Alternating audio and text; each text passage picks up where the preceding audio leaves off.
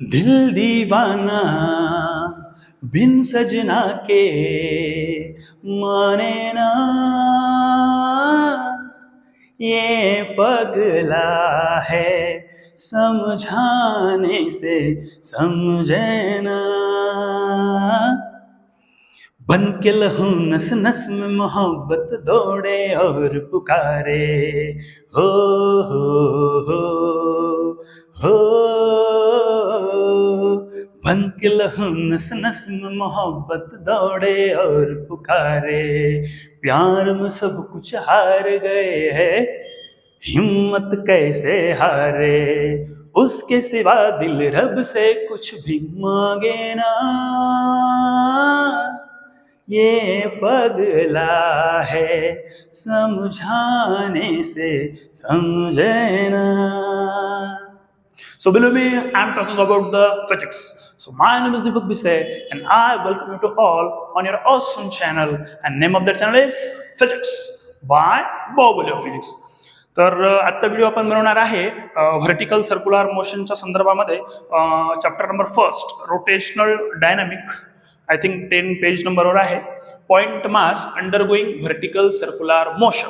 याच्या दोन केसेस आहेत. पहिला आहे case mass tied to a string आणि दुसरी केस आहे mass tied to a rod. जर पहिल्या केसचं डेरिव्हेशन आपण डिटेलमध्ये पाहिलं तर दुसरं डेरिव्हेशन तुम्ही इझिली सॉल्व्ह करू शकता. तर पॉइंटचं नाव आहे आपल्या point mass undergoing vertical circular motion. Vertical circular motion. त्याच्यामध्ये फर्स्ट केस आहे मास टाईड टू स्ट्रिंग आणि दुसरी केस आहे mass tied to a rod. तर आज आपण मास टाईड टू स्ट्रिंग याच्यावरचं डेरिव्हेशन बघणार आहे. बघा, लक्ष द्या इकडं. हा आहे तुमचा फिक्स पॉइंट, ही आहे तुमची स्ट्रिंग. स्ट्रिंग म्हणजे काय? दोरी. आणि इथं खाली मी काय केलं, एक मास अटॅच केलेलं आहे. काय अटॅच केलेलं आहे? मास. त्याला तुम्ही बॉब सुद्धा म्हणू शकता, बॉब विच इज हॅव्हिंग सम मास. आता आपण क्लॉकवाईज किंवा अँटी क्लॉकवाईज हा बॉब फिरतोय असं कन्सिडर करू शकतो. तर असं कन्सिडर करू की हा जो बॉब आहे हा अँटी क्लॉकवाईज फिरतोय. कसा फिरतोय? अशा पद्धतीनं अँटी क्लॉकवाईज फिरतो असं आपण कन्सिडर करू. इथली तुम्ही पॉइंट बी, थोड्या वेळाने जर अँटी क्लॉकवाईज अशी मोशन जर या बॉबनं परफॉर्म केली तर थोड्या वेळानंच नंतर हा बॉब इथे येईल, हा बॉब आला इथं, त्याच्यानंतर बॉब येईल इथं. आपण 4 पॉइंट कन्सिडर करणार आहोत आणि इथं याचं काय चालू आहे? अँटी क्लॉकवाईज मोशन चालू आहे. हा पॉइंट आहे फिक्स. ओ नावाचा जो पॉइंट आहे तो फिक्स आहे. ही आहे स्ट्रिंग आणि हा आहे बॉब. आपण नाव देऊ, याला देऊ ए पॉइंट, हा आहे बी, हा आहे सी आणि हा आहे डी पॉइंट.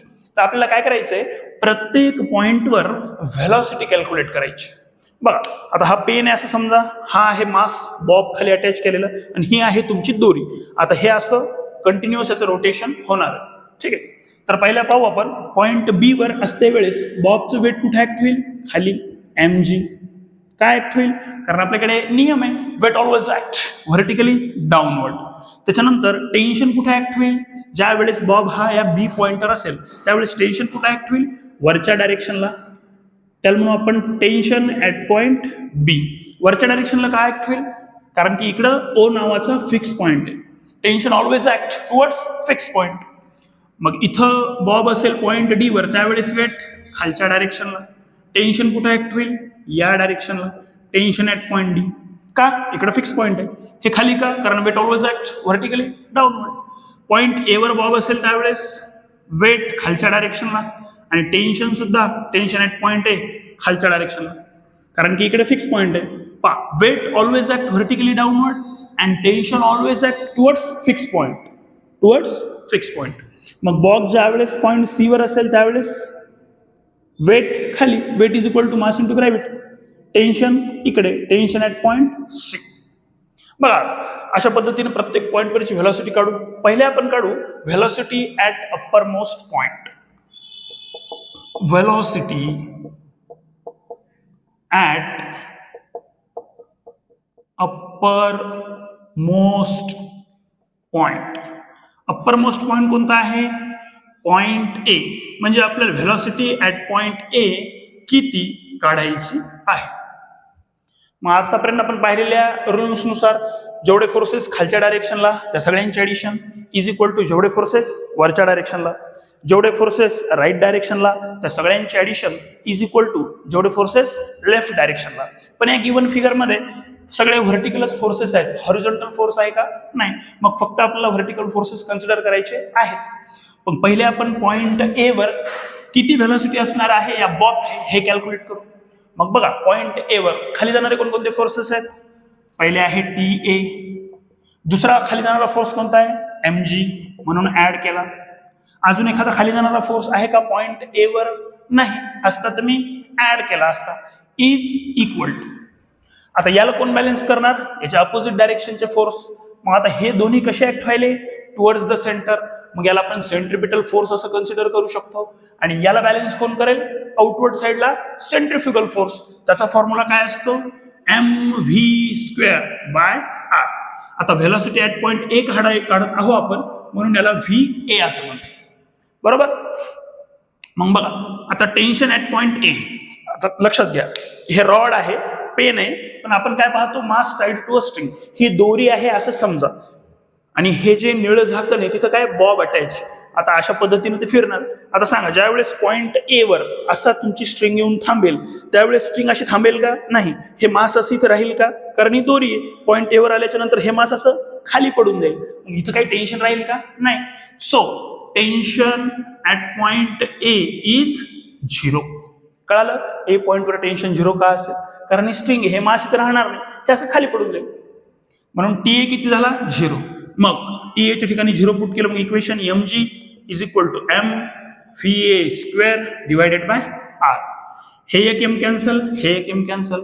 हा आर भागाकारात आहे, इकडे आला की गुणाकारात. So r g is equal to v A square.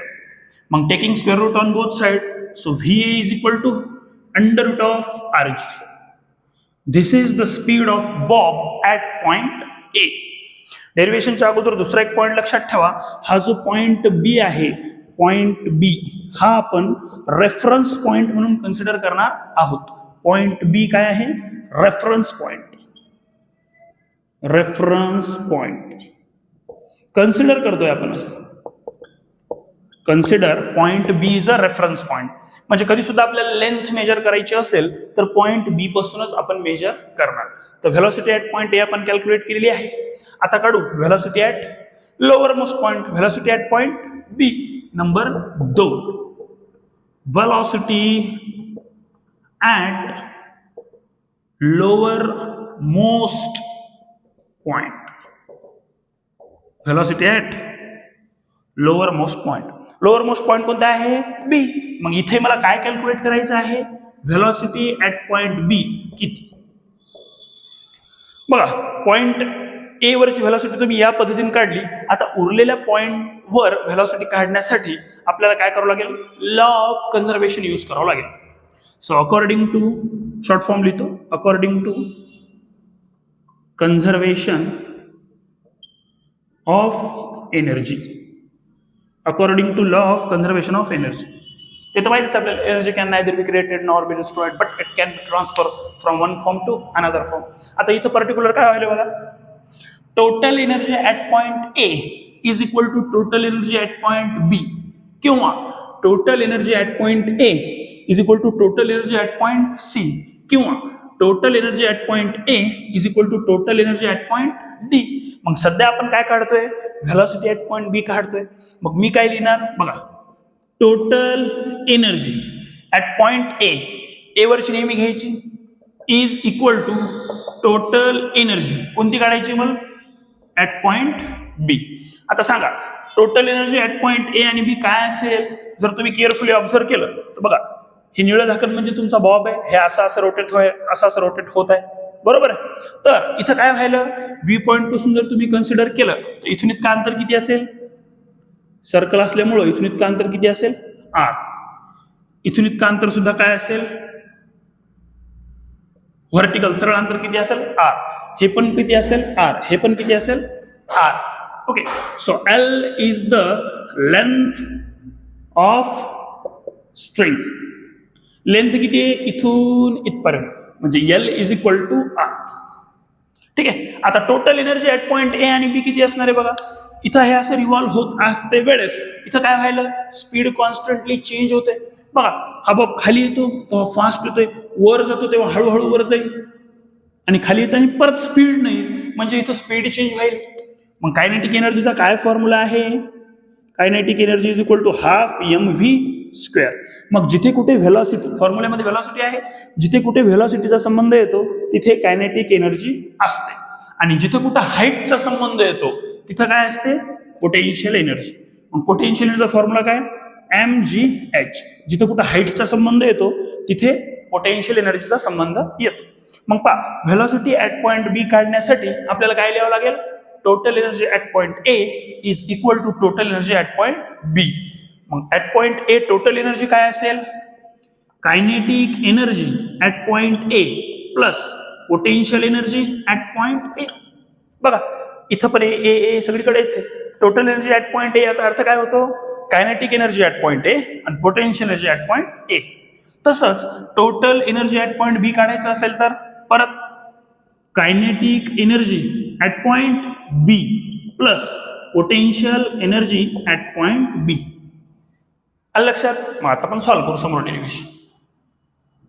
बघा कायनेटिक एनर्जीचा फॉर्म्युला काय, हाफ एम व्ही स्क्वेअर. मग इथे लिहितो मी half M V square. Kinetic energy कोणती आहे, पॉइंट ए वरची, म्हणून मी इथं व्ही ए लिहितो प्लस प्लस काय आहे, potential energy at point A. Potential एनर्जीचा काय फॉर्म्युला आहे, mgh. मग मी इथे लिहितो mgh. ए काऊन लिहिलं, कारण ए पॉइंट वरची कायनेटिक एनर्जी पोटेन्शियल एनर्जी आपण लिहितो इज इक्वल टू काय आहे, kinetic energy at point B. मग काय लिहितो, half M V B square plus potential energy at point B mgh B. कळालं. बघा याचा अर्थ काय होतो, याचे म्हणजे height of point A from point B. B का, कारण बी आपण काय केलेलं आहे, रेफरन्स पॉइंट कन्सिडर केलेला आहे, म्हणून एच ए याचा अर्थ काय होतो, height of point A from B. तसंच या एच बी चा काय अर्थ होतो, height of point B from B. A ची हाईट काढायची ती पण बी पासूनच, बी ची हाईट काढायची ती सुद्धा बी पासूनच, कारण की का पॉइंट बी आपण रेफरन्स पॉइंट म्हणून कन्सिडर केलेला आहे. मग बघा लिहितो समोर डेरिव्हेशन, हे हाफ एम व्ही ए चा स्क्वेअर. बघा इथं व्ही ए चा स्क्वेअर किती आहे, आर जी. मग या व्ही ए स्क्वेअरच्या ऐवजी मी इथं आर जी लिहू शकतो प्लस एम जी लिहिलं. त्याच्यानंतर काय आहे, H A, height of point A from B किती आहे बघा, height of point A from B, इथून इतकं डिस्टन्स आर, इथून इतकं दुसरा आर, मग किती झालं 2r. मग इथे लिहितो 2r इज इक्वल काय आहे, half M V B square. V B square as it is, कारण की व्हेलॉसिटी ऍट पॉइंट बी आपल्याला कॅल्क्युलेट करायची आहे, plus m g h B m g. आता height of point B from B, height of point B from B किती असेल 0. इथे लिहितो 0. मग ही सगळी टर्म काय होईल 0. मग बघा लिहितो हे half as it is M R G, इथे लिहितो M R G plus 2mrg is equal to half M V B square. आता याची ऍडिशन करा, half M R G plus 2mrg किती होते, हाफ प्लस 2 किती होते, बेदुनी 4 ने 5, 5 डिवायडेड बाय 2 होते. मग याची ऍडिशन किती आली, 1/2 plus 2 5/2 mrg is equal to इकडे किती आहे, half M V B square. बघा हे टू कॅन्सल, हे एम कॅन्सल, मग काय राहिलं 5rg is equal to v square. परत taking square root on both side. So v is equal to under root of 5rg. So this is the speed at point B. अशाच पद्धतीनं C point वरची सुद्धा आपल्याला काय करायची, speed काढायची आहे आणि डी पॉइंट वरची सुद्धा स्पीड काढायची आहे. तुम्ही याचा स्क्रीनशॉट घ्या, नंतर मी तुम्हाला सी ची काढून दाखवतो. सी ची जेवढी असेल तेवढीच डी ची असेल. का? कारण सी आणि डी या दोन्ही पॉइंटची हाईट या बी पासून कशी आहे, सारखी आहे. हाईट काय आहे, सारखी. मग व्हेलॉसिटी ॲट पॉइंट सी जेवढी असेल तेवढीच व्हेलॉसिटी ॲट पॉइंट डी असेल. लक्षात ठेवा. आता असं फिरते वेळेस मॅक्झिमम स्पीड कुठं असेल, ॲट पॉइंट बी, आणि मिनिमम स्पीड कुठं असेल, ॲट पॉइंट ए. वर जाताना स्पीड कमी कमी होईल, खाली जाताना जास्त होईल. मग velocity at point P is maximum.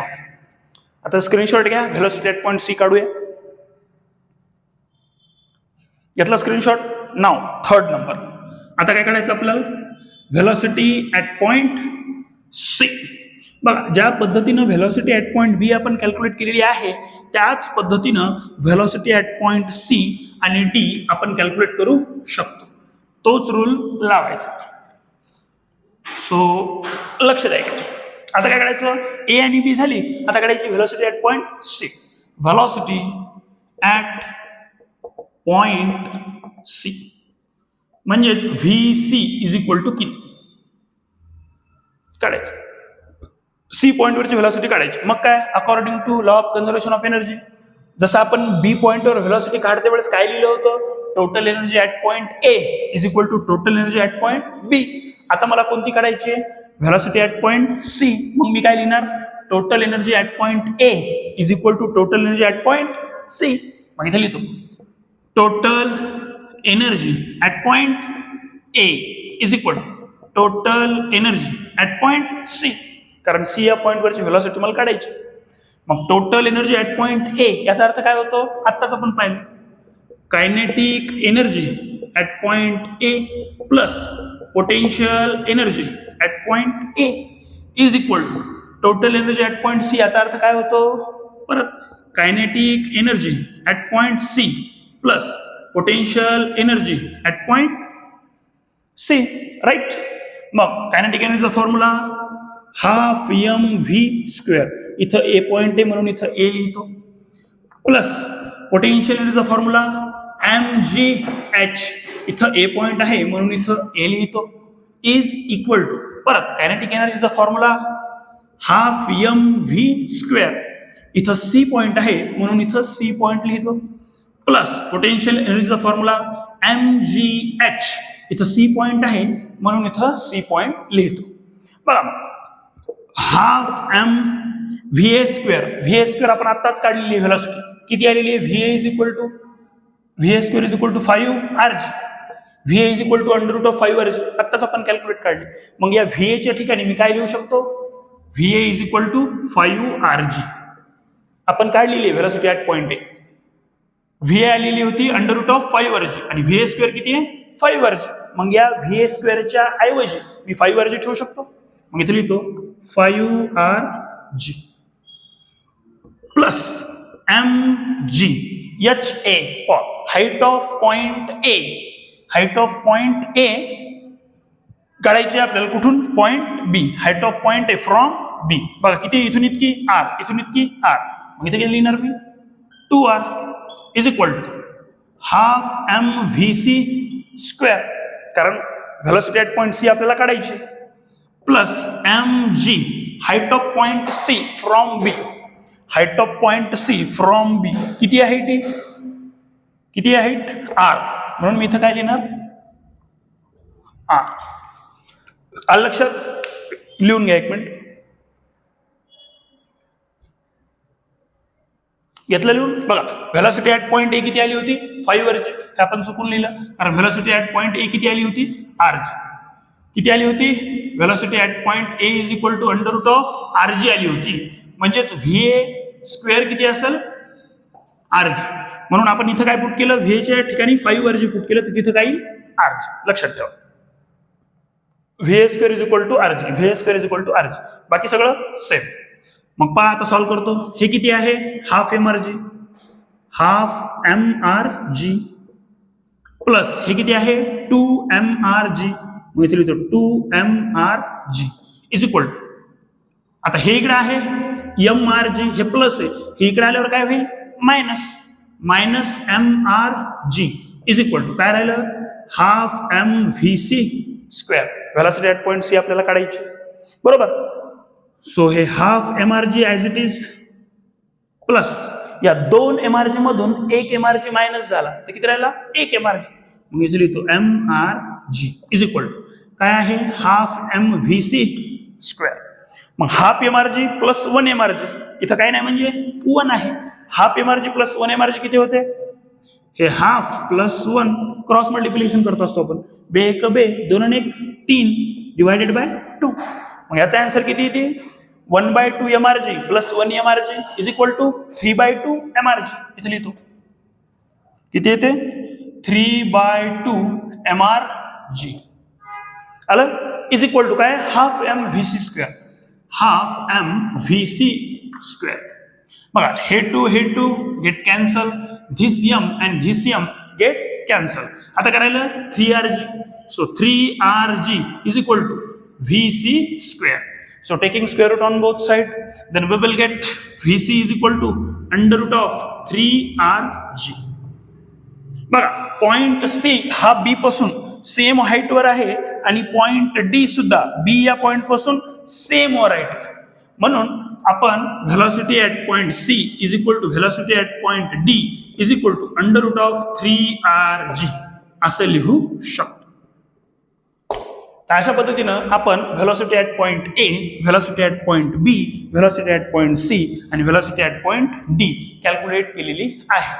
अशाच पद्धतीनं आपल्याला टेन्शन डिफरन्स सुद्धा कॅल्क्युलेट करावा लागतो. Tension at point B minus tension at point A, difference in tension at upper most and lower most point, ते आपण समोरच्या व्हिडिओमध्ये पाहू.